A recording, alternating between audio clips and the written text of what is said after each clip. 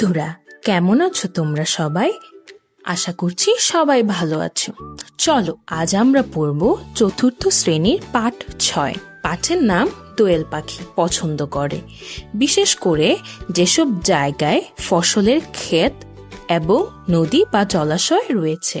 অন্য সব পাখির মতো দোয়েল পাখিও সুন্দর। এর গায়ের রং কালো বা ধূসর এবং পেটের দিকটা সাদা।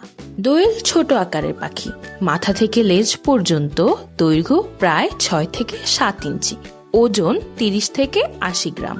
চোখের রং কালো, লেজ বেশ লম্বা, বেশিরভাগ সময় লেজ উঁচু হয়ে থাকে।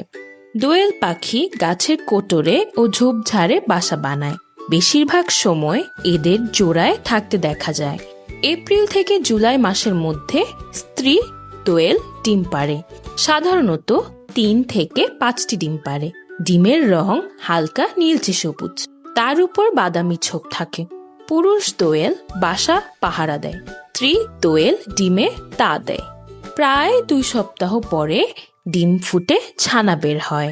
দোয়েল পাখি 12 থেকে 15 বছর পর্যন্ত বাঁচে। এরা সাধারণত পোকামাকড় ও কীটপতঙ্গ খায়। এরা গাছের ডালে ডালে লাফিয়ে বেড়ায়, তখন লেজের ডগা নাচায়।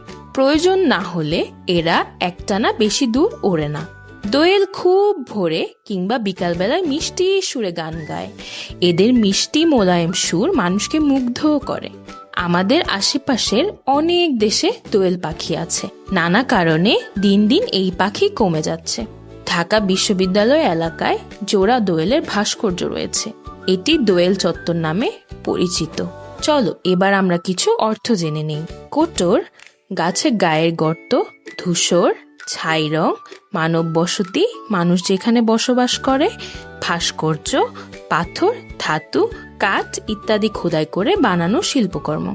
আজ এই পর্যন্তই বন্ধুরা, আবারও দেখা হবে।